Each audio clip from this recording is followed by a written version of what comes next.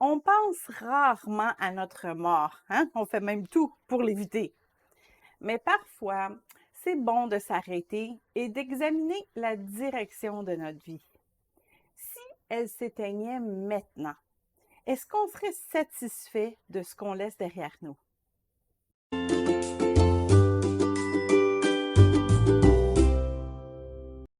Lorsque Paul écrit à Timothée, il sait que ses jours sont comptés.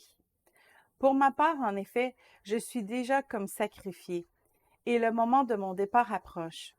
J'ai combattu le bon combat, j'ai terminé la course, j'ai gardé la foi.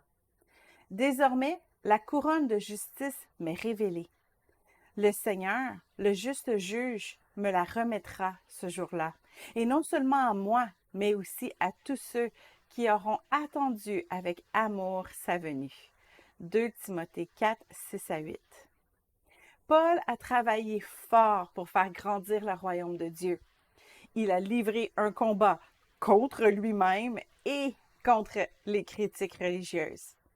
Il s'est donné des objectifs et il a atteint la plupart d'entre eux.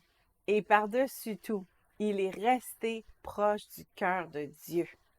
Il n'a pas abandonné l'espoir de revoir son Sauveur face à face.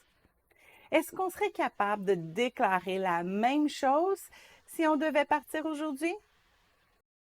Notre mission est de faire grandir le royaume de Dieu. On fait ça par nos paroles et nos actions, mais aussi parfois en étant simplement un témoignage vivant de la présence de Christ à travers nous. Est-ce que j'ai été un bon représentant de Christ? On n'est pas parfait, évidemment. On a eu des excès de colère et on a agi avec jalousie ou par cupidité. Mais est-ce qu'on a été assez proche du cœur de Dieu pour s'humilier et avouer notre inconduite? Bien-aimés, nous sommes maintenant enfants de Dieu, et ce que nous serons un jour n'a pas encore été révélé.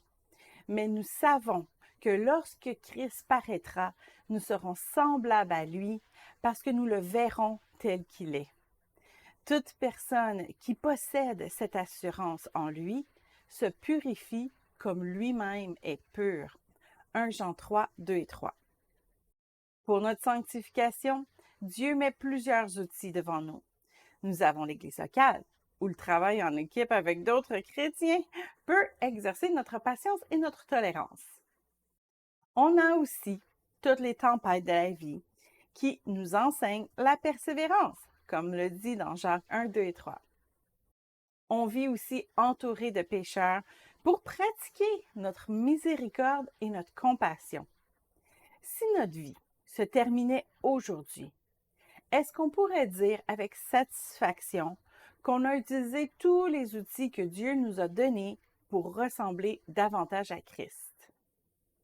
Est-ce qu'on peut déclarer comme Paul que même si nos désirs n'ont pas tous été répondus, que ça ne nous a pas fait chanceler dans notre foi?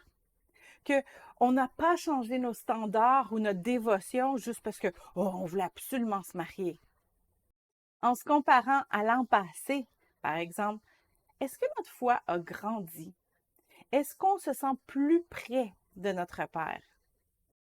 Si on pense qu'on ne serait pas capable de déclarer ce que Paul a dit à la fin de sa vie, c'est peut-être parce qu'on s'est égaré de l'essentiel.